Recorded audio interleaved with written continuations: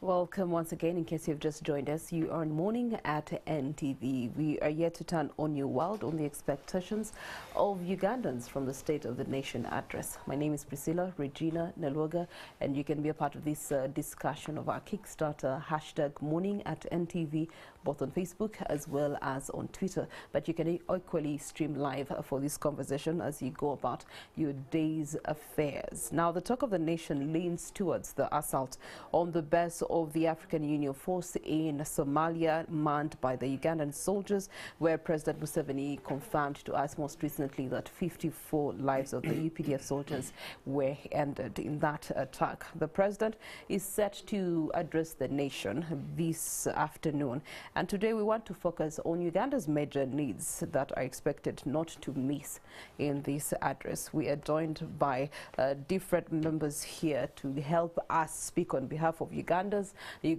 give us perspective, both the national level, economic-wise, political-wise, social-wise, development-wise, and also security-wise. Next to me immediately is Dr. Bainomugisha, who's a political and policy analyst. Good morning to you, Doctor. Good morning, and good morning, viewers and listeners. And next to him, we do have Honorable Member Aruu South County, and that is Honorable Christopher Komakech. Good morning to you, Honorable. Good morning. Just for correction, it's Aruu. It always confuses many people. It's Aruu and Aruu North. There isn't Aruu South. Okay, it's a pleasure. Good morning, viewers. And of course, next to him, we do have the Deputy Spokesperson for the National Unity Platform, and that is Alex Waiswa Mufumbiro. You're most welcome. I am humbled to be again on this show. Good morning, viewers. All right, so let's first hear the voices of Ugandans as we hear your voices. What Ugandans expect from Museveni's address today. You do have Edson Masereka, who's a head teacher, saying we have issues with salary disparities among the teachers, infrastructure in schools and education, which are affecting the quality of services. He should address issues on the health sector and national security. You do have an economist here, Okoth Ofiano, who says he should talk about the state of the economy. We are in recession. Businesses are closing due to low purchasing power among Ugandans, and the country is not doing well. And speaking from a business perspective, George Katabazi continues to say he should address the issue of value addition and overtaxation of agro inputs, and yet they say they should be tax-free because this is an agriculture-based economy. So speaking and starting with the doctor, what for you in your spectrum do you expect the president to address this afternoon?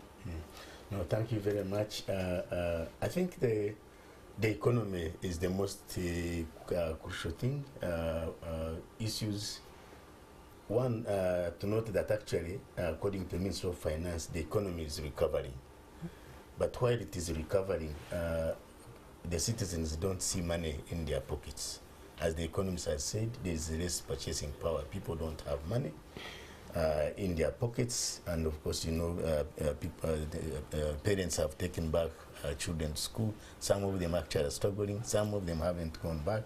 So the economy is not doing well, and so tackling the economy and kickstarting the economy, reigniting the economy to provide livelihoods for the citizens is very important. But in addition to that, there are certain things that he has to do actually to reignite the economy. Investment, climate financing, climate change financing, because this country is an agrarian economy and climate change is real here. We're already experiencing prolonged drought in the West. Actually, this drought, we are likely to see a lot of food insecurity. But we're also seeing flooding, like we saw in Bududa the other day. You saw what happened in Katonga. So, and we're going to see people moving, like environmental refugees. So there hasn't been serious investment in addressing climate change. Instead, actually, the current budget has reduced financing. Last financial year, 1% of the budget went to climate financing. This year, it's 1%. And yet, it is actually a game changer on the economy. So we want the president to increase financing for climate change and create, henceforth, creating jobs, creating that assurance. Well, final point is, of course, security. This government is credited for actually for restoring security in this country. Of course, talking about 1986, Uganda was a failed state. Life was so cheap in this country, but you know, so since then, security has been actually a signature tune for this government. But increasingly, we see rising insecurity, especially gun violence, and then people asking, are we losing grip? Because insecurity certainly scares away foreign direct investment. So insecurity causes people not even to invest. Actually, in Mbarara, I come from Mbarara, there are situations, Rwanyamahembe area, Rwampara, people have no goats. People sleep with goats and cows in their houses. That's an area that that needs to be tackled, because people cannot invest, people cannot be productive when their property and their lives are not secure. So the government has to tell us, he needs to tell us how it's going actually to deal with insecurity that is creeping up decisively, so that create an environment for people, for productivity and investment. Okay, all right. Well, that's a tough one, because about 2 years ago, you did have you know, the Vijambia that were in the Greater Masaka region. Yes. Last year, we did see police raids left, right, and center. This year, we're seeing a rise in gun violence. So it seems like that task is becoming harder and harder for the government. But we do have Honorable Komakech to maybe speak differently. What are your expectations, Honorable? They are not far from what my colleague articulated. One is the issue of addressing the state, mainly started in 1935 in Milan by a president known as Manuela, and he would articulate his issues to economic, political, and social issues happening in this country. Then today, the president is reopening Parliament, the third session of Parliament. Mainly, is going to speak to Parliament. We want him to tell us what policies is he bringing on the table for us that are going to transform people's life. I expect that a lot. Look, not forgetting that he brought around 31 policies, 31 bills in the Parliament, and yeah, the 11th Parliament passed around 30 of the bills. One was rebound. What does he want us to promote? And what we'll look at is, are these policies going to affect the life of a common person down there? Then I would also expect him to reaffirm to us the fight against terrorism. Is it still one we need? When I speak of terrorism, we are looking at Somalia.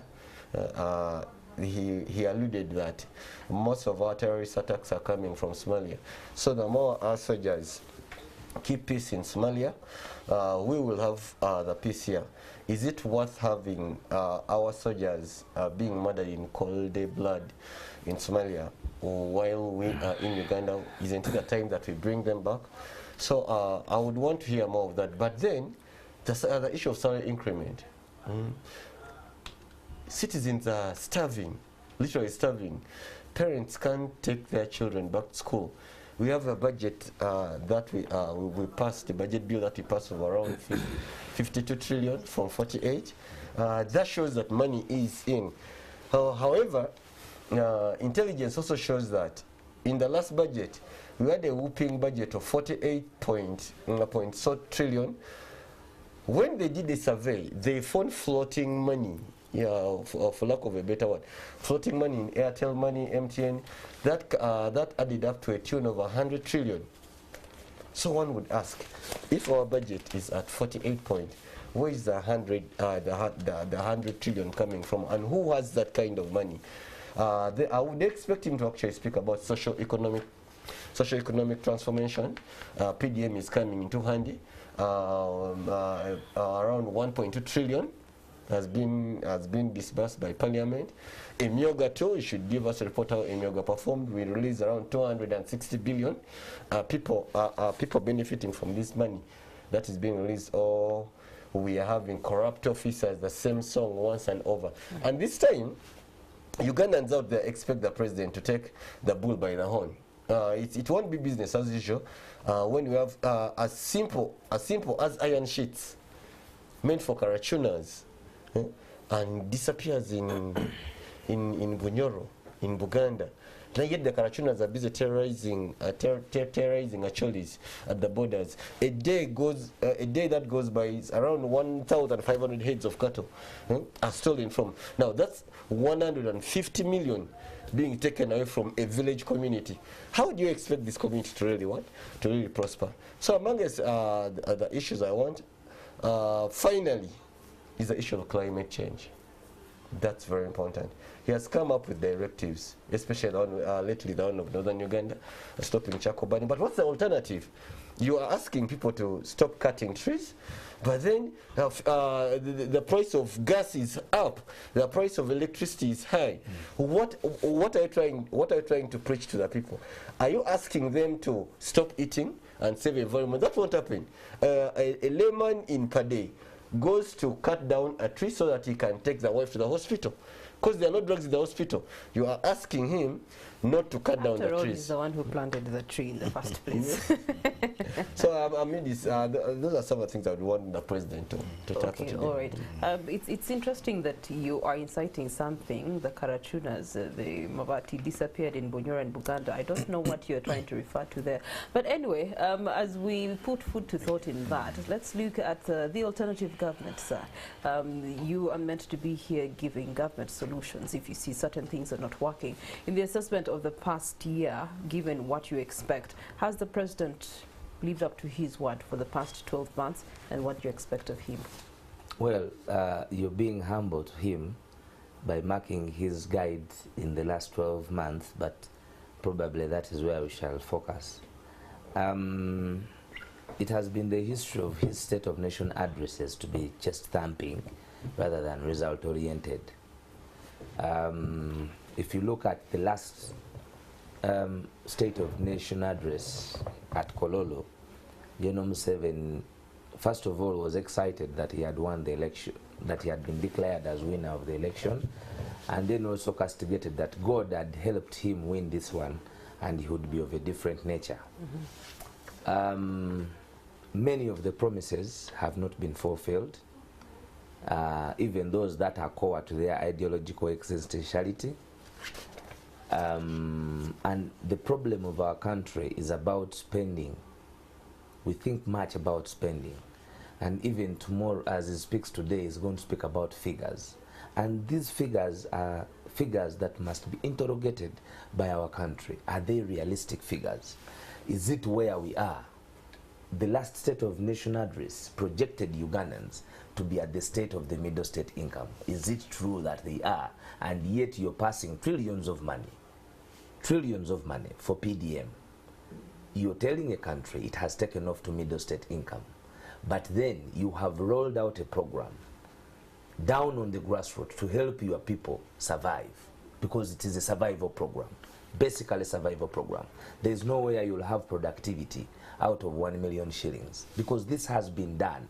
You know, they talked about, I was young then, with those first programs of Intandikwa and others. But you know, the Youth Lively program, where they talked about 12 youth coming together, and then they are given 12 million, and then they do something.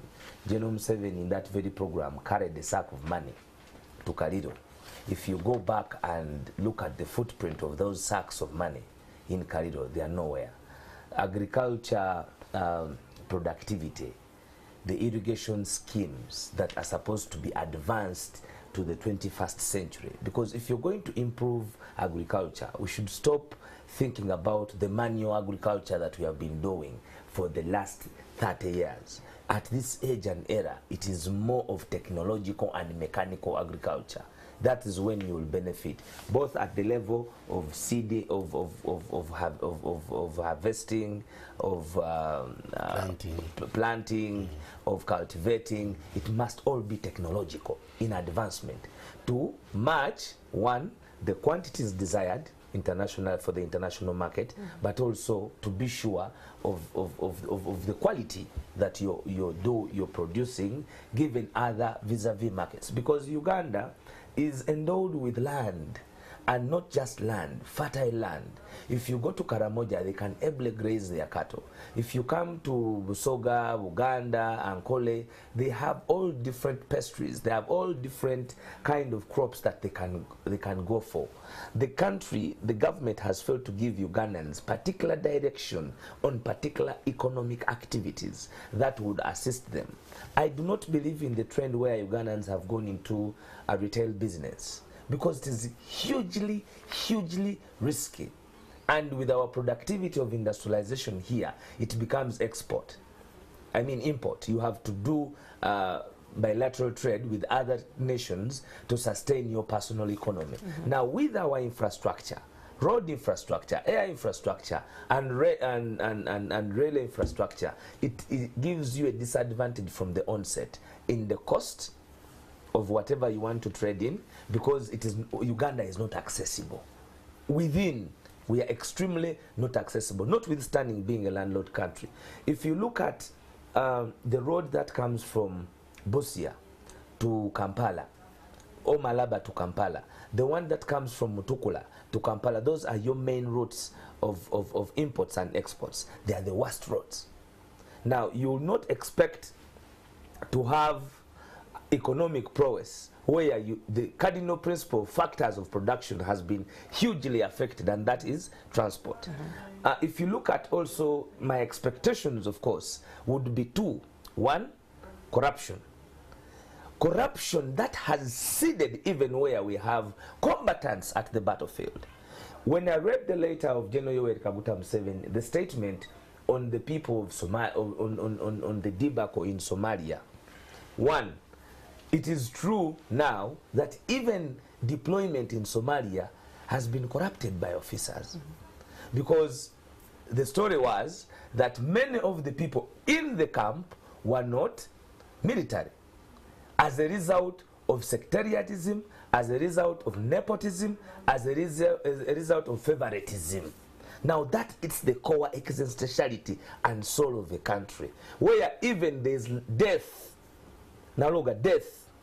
People went to Somalia when they are not qualified. They were flagged off with our national flag, and it has led a catastrophe of 137 bodies on our heads. Now they are talking about 54, but to clarity, the 54 are the combatants that have been classified, and may their souls rest in peace. But still in that letter, it confirms and avers that there are those that were not related to the mission, but were benefiting from the UN allowances. Now, if corruption, one of the institutions we thought that had a grip of everything, yes, there were the junk helicopters, there were the Chinese uniforms, the left-hand boots and others, but we thought there had been progress because it is security. If you cannot take that seriously, then it means you have no institution that is working well. And if you have no institutions working well, what Honorable Komakech is crying about here will always be a reality. You will have members of your own cabinet, a whole speaker of parliament, running an institution of parliament in connivance of stealing from the poor. How?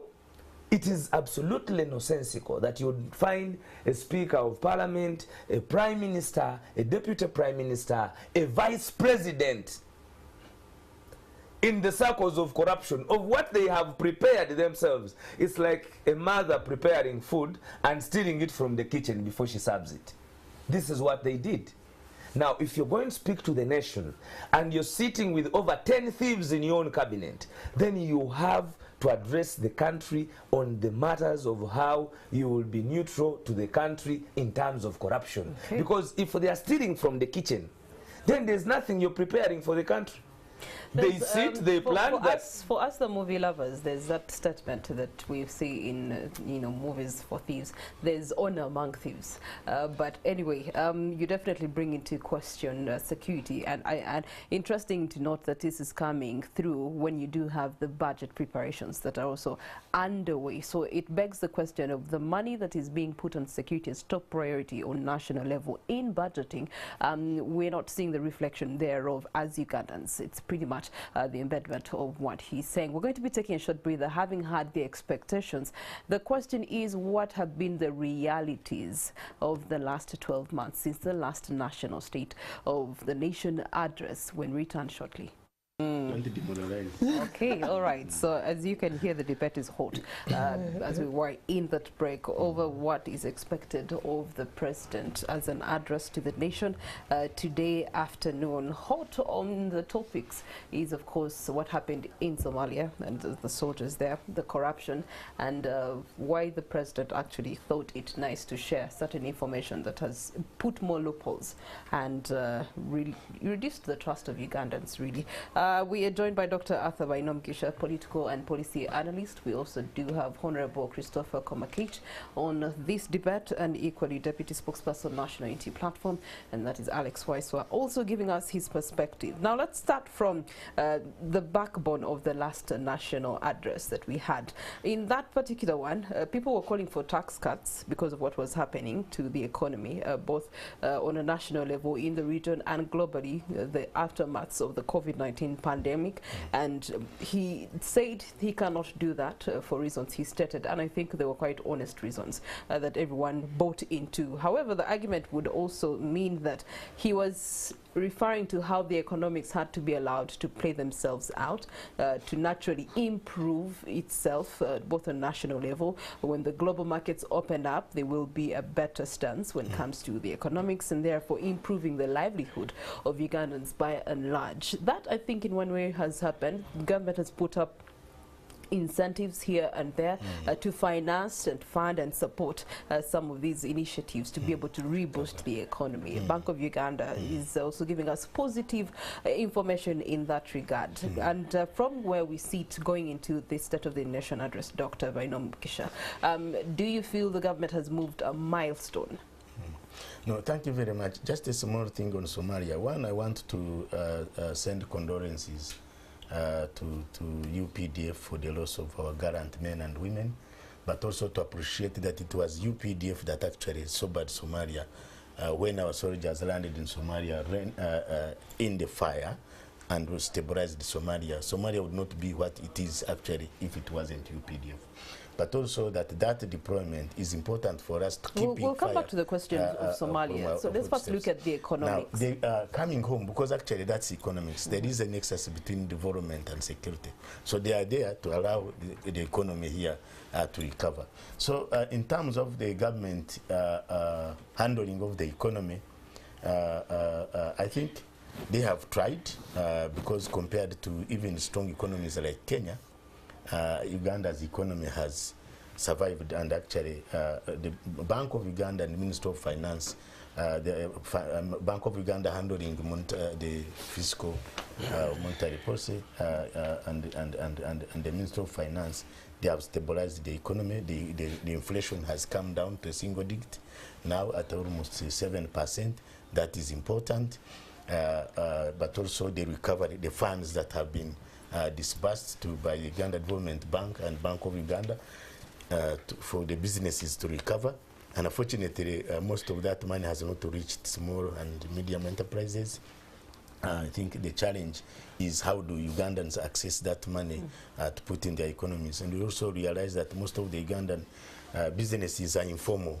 There's too much informality, and therefore would not qualify for that money. So my advice to Bank of Uganda, to Minister of Finance, is to make that money easy to be accessed even by our informal businesses, so that they can, because just tap into the business acumen of our people. Ugandans are known to be entrepreneurs, so that many small businesses that are at the verge of collapse can be reignited, and others can start. That's how you can reignite the economy. As you realize, small and medium enterprises actually employ 70% of the provide 70% of the jobs, but 70% of also the GDP is from small and medium enterprises that actually are not receiving that money to reignite. But beyond that, of course, is what my brother, the Honorable Member of Parliament, I'm yet to be there, but I take it if it ever comes. They are prophesying on you. Yes, I talked about, and actually that's to do against climate change. He's talking about irrigation.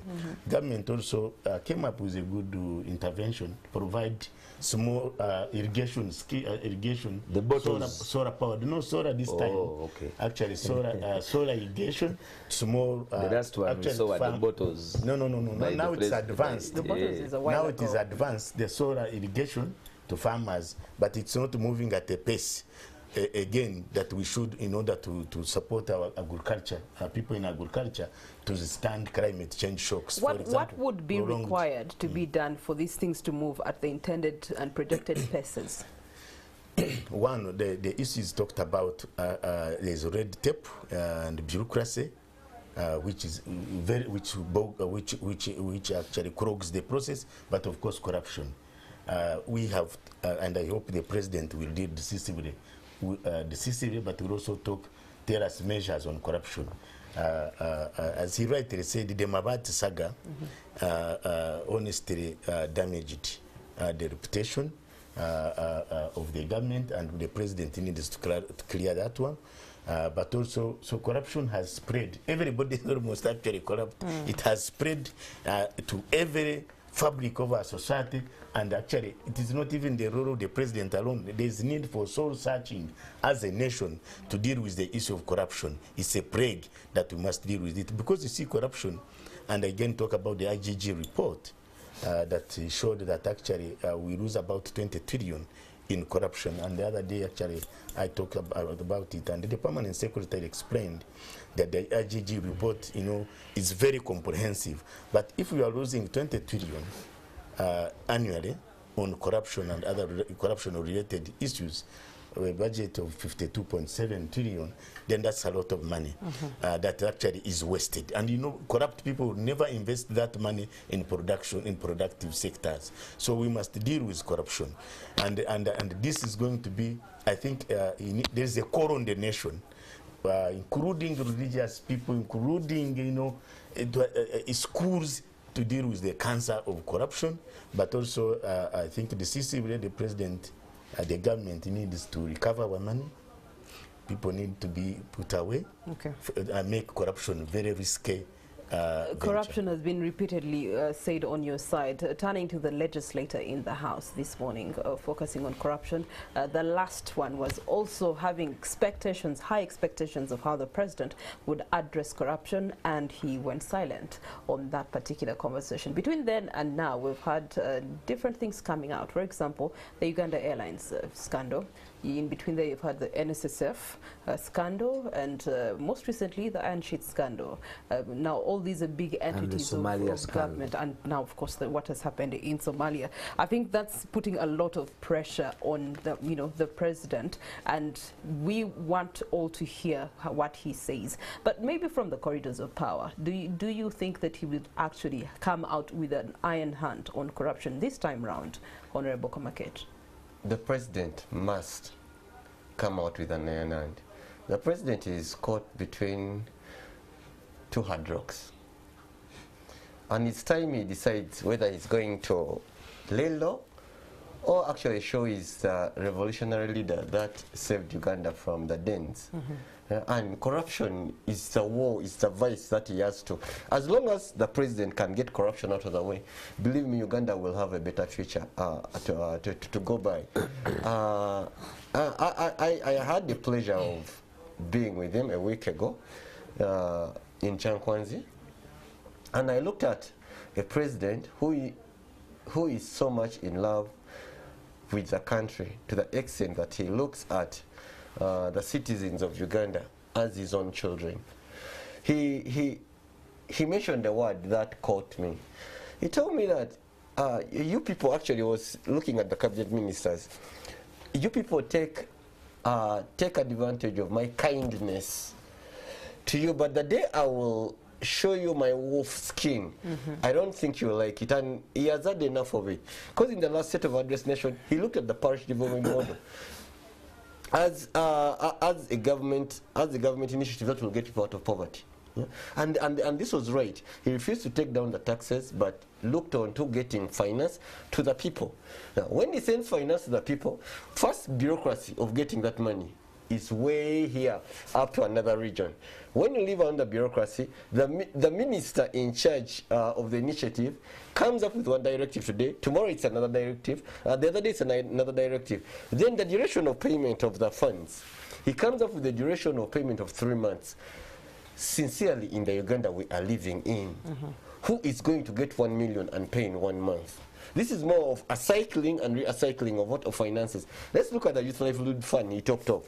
It's true, money is being given to people, but can these people retain the money within their niche, or they get the same money and pay back? And this is what the president is trying to address. He comes out and says, no, let's give our citizens 3 years of payment. Surely, Komakech gets 1 million.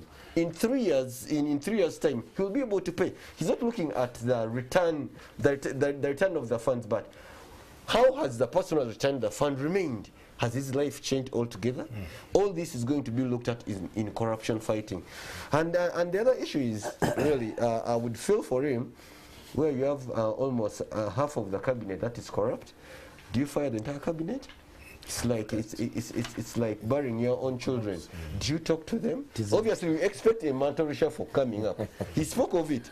There's going to be due punishment for the behavior of these ministers on. And so, as some of us are already warming up for the positions who are less corrupt, we believe this will take up the country, because no member of parliament in the 11th Parliament supports the embezzlement of funds, public funds, misuse of public funds. We appropriate these monies to go and change livelihoods down there. Then we are the same people who are mafias, sit back, we know 38 billion is coming. Then we start distributing these funds amongst ourselves. That is popularizing. The president wrote a letter to each and every member of parliament, trying to abuse the rate of corruption in his government.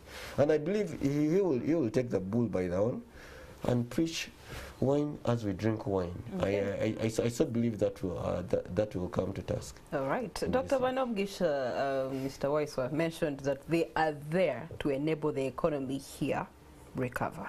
And that was in reference as to why we had our own boots in Somalia. We have boots in Congo. We've had boots relations with South Sudan. And, you know, within the region, really, we've been very, very, very loud in terms of security and partnership with the East African Allied Forces to ensure that there's regional, you know, security and peace. And so the president has continuously showed us his commitment, both diplomatically and military, in regards to regional peace. However, it seems to be suffering setbacks as we speak. Of course, most recent is Somalia, but even the setback that has been happening in Congo for the last over 1 year, you have seen the Congo president coming out to say that, I think because these boots are here is why we're continuing having conflicts, civil conflicts here in my own country. We've seen what has happened in South Sudan. And so that leaves us in a quagmire state of when they say that they are there so that things are peaceful here and we can thrive economically here. How do we merge the two? It is far-fetched to say that our existence in those areas, they assist our economy, because we are spending lots of money. In Congo, we have spent unbudgeted money. You know, we went to Congo without the approval of Parliament, and it disturbs that even up to date, Parliament can approve supplementary budgets. It is also planning to give them money this time for special operations in Congo. In Congo today, we have reparations and remedy to pay of $10 billion in Congo. So we are not benefiting. In Congo, we are doing their roads. Allegedly, we don't have roads here. I told you the state of the roads from the Ujinja Highway and the Mutukula Masaka Highway. You know that even as you're going to Masaka, we no longer have a passing. They have put one of mud, which is susceptible to those to move with legs. So, and in Somalia, it has been proved that it is a war that will not end. It is a religious war. And it is a war of the indigenous. It is not a war affecting you. It is a war of the indigenous in Somalia. No. And the reason, let me tell you, Doctor, you will explain. Do you know that even where we are based as a camp, that is the end of our jurisdiction in Somalia. We do not hover around all the entire Somalia. There are places that have been gazetted for the indigenous to exist. In fact, the reason that makes it easy, and in this particular scenario, why we were attacked the way we were attacked is because there has been a coexistence relationship that had grown with the members of the Al-Shabaab.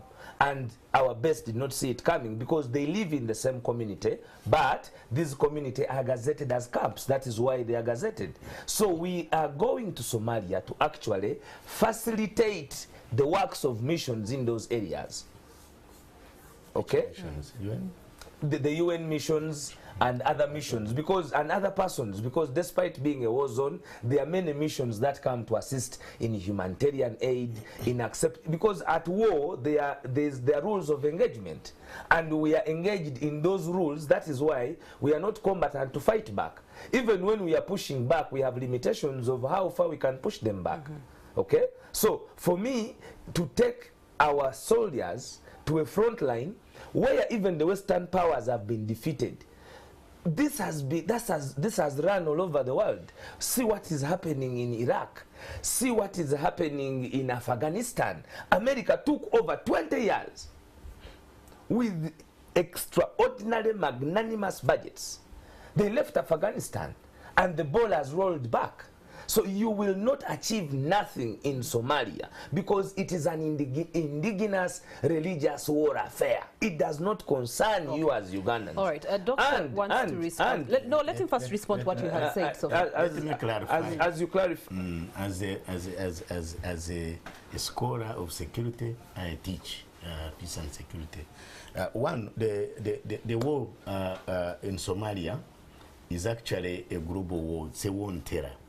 And the war on terror, and the whole objective is to create an Islamic caliphate, actually to take most of this middle part of Africa. And it runs from one corner of Africa to the other. That's why, and actually Al-Shabaab is linked to Boko Haram, it's linked to ADF here, is linked to ISIS. So it's a whole grand program. But there is no public record. Let me or document. Listen, let me. Or memorandum. Or argument. In fact, I have heard the Al-Shabaab and the ADF routinely disabusing themselves of saying that they are linked.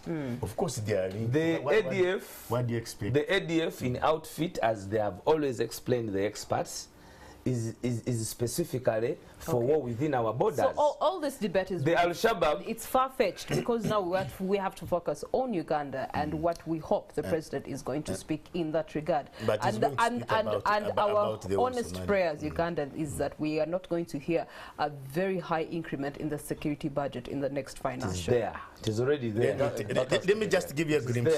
If you look at Sudan, there's one Sudan. There's a failed state, kind of in South Sudan, a failed state in Somalia. There's been a dangerous war in Ethiopia. So when you look at this, what actually it is coming to you, there is no war in Kenya. So we have to invest in security. Actually, we have to invest in security as a way of our own survival. Okay. But of course, you must also understand that war sometimes provides a war economy. That investment is going to come to the cost. You want to go and steal. Honorable Komakech, this is going to come to the cost of Ugandans, first of all, and then it's also going to come to the point of not dealing with the more dire pressing issues that we have in Uganda. Education and health are one of them. So far we've had industrial actions that are heavy and have had heavy implication from just those two sectors. So where we stand right now, as of this afternoon, if this money is going to go more into security than empowering, because Alex there said that if we're doing more spending than investment, then we're a failed state ourselves in economic matters. Let's look at the kind of president we have. We have a military president who came in by the gun. And we proud ourselves over his fights in the region. Choppers are flying to come and consult from him, from Sudan. he's holding peace right now, negotiation and whatever he can do in Sudan. That takes our name to another notch. South Sudan the same, Burundi the same. Let's go to Congo. We have literally held peace for those people. But then I wanted to look at what comes in the end. When you look at our soldiers in Somalia, these gallant boys are being paid, and women are being paid by UN. Where does that money go? Does it end in Somalia? The money comes back here. He alluded to it and said, actually, what is making our soldiers lazy right now, they are moving away from the so NRA. The 54 dead bodies. They are moving away from the NRA. Let him first finish his point. They are moving away from the NRA ideology where they would work and almost no money is paid to them. But now the 34 million they get a year is making them kind of relax. And that is breeding corruption. The corruption in media right now is due to the money that we are getting. However, we need to be very careful when we look at the expense we are going to have. We need peace. At the end of the day, should we give peace to Somalia? Are our businessmen going to go and trade in Somalia? Or we are going to come back and roll our sleeves? If we give peace to Congo, our businessmen going to mint that money? No, we have to benefit from our sweat. At the end of the time, where I disagree with the president, he says his role is to give peace to the people. He's not about the money. But we say we are using Ugandan money right here. If we give peace to South Sudan, why can't our businessmen go and mint that money? So at the end of the day, we can pat on our shoulders and say, no, it was worth it. But it was worth it. The amount of trade that we have with Congo, how much money? Actually, Congo is our major trading partner now. And actually South Sudan. However, Mr. Waiswa alluded to the fact that we are constructing roads in Congo. That is very true. That is very true. We need to construct the roads so that our businessmen can take our goods to Congo. Almost 80% of the goods that go to Congo go through Uganda. So we need the roads. Should the roads be in a bad condition, we are going to get the taxes. 20% of Ugandans pay taxes. 80% are seated back. From the 20%, 81% are foreigners. That should give you a scope. These are facts from Ministry of Finance. 81% are Indians, and from the 81% of the 20%, it is not true. are the one paying. I'm giving you facts that were delivered on the table. This is the information that is there currently. And that's why I want everyone, irrespective of your party, let us support the parish development model. Because government is getting trillion and putting on and sending to the people. We are looking at how do we get these people out of the poverty line to paying taxes. Should Indians pull out of this country, should foreigners pull out of this country, we'll remain with only 19% of Ugandans who can pay the taxes. The country will have collapsed. All right, let's look at policies. Could I respond to that? In a minute. In a minute. Because first of all Ugandans pay taxes. Because the taxation... Regardless of whether they are earning or not. Regardless of if they earn in the way we live, on everything, taxes have been levied. They are levied on soap, they are levied on fuel, they are levied on everything. So everybody who moves and works a day has a particular tax they pay. Part of our greatest challenges on the taxation policy is the taxation waivers on foreign investors vis-a-vis the brutality on the local investment. Now, you cannot have prowess and progress on productivity and taxes coming from production when you have given incentives to foreign investors to a tune of 7 trillion.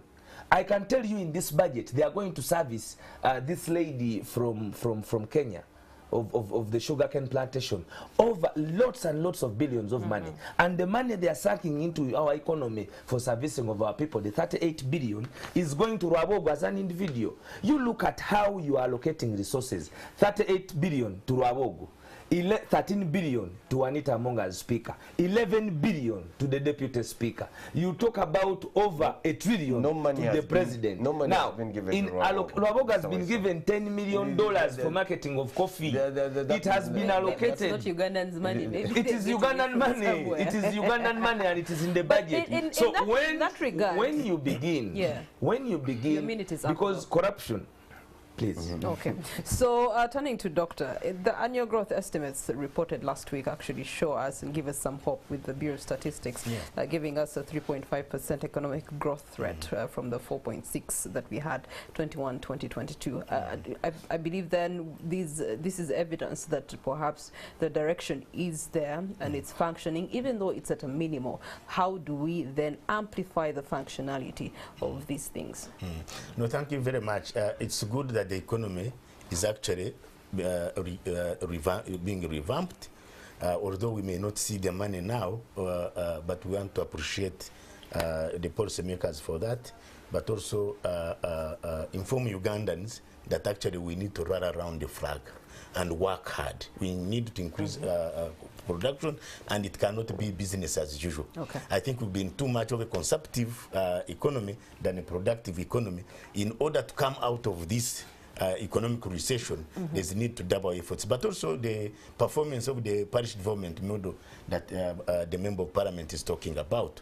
I think it's a good thing to try to get 39% of our people who are outside the money economy into the money economy, so that they can be productive and actually pay taxes. But its implementation is still being challenged, because now most of the money is still actually in the circles accounts. It's not being dispersed. Yeah, I mean, which challenges are expected, because it's still a growing program. It's a growing program, but so they have to do a lot of adjusting with how it's being implemented, and then fine-tune it until it's perfect. Make sure so that this succeeds. There. Mr. Waiswa, the opposition is meant to be seeing through some electoral processes and making recommendations. Is the opposition in Parliament going to be putting this into consideration? Actually, on that, I want to avert tell the country that the opposition and the office of the leader of opposition will not be tabling any electoral reform. Any at all? Yes. Reasons being? We believe that opening up the constitution is not what we need as a country now. In fact, opening it up under this family and military rule is to give them opportunity predictably to do what they want to do. For example, as we were going in the last elections, you had the Ogwash suggestions that were brought up, not allowing people to have cameras at the polling station, asking them to vote and go back home, waiting for the Electoral Commission to announce the results nationally instead of having them at the constituency level. The impunity of elections is not about the legislation. The impunity of elections is because we are under military dictatorial rule. That we believe until we have solved that, there will be no processes, legal processes, that can overturn the challenges that we face. So we have advised our parliamentary front and the office of the leader of opposition, and those reforms have been the mind, because the other meeting was a consultative meeting. And what is born out of that consultative meeting is that we as a country cannot direct our people to have hope in reforms that are going to be brought under this dictatorial regime. I want to remind you that we had the Citizens Compact at Hotel Africana, a very well articulated and decorated document from different legal personnel, elders of this country. It was actually driven by the Ogolas, if I remember very well.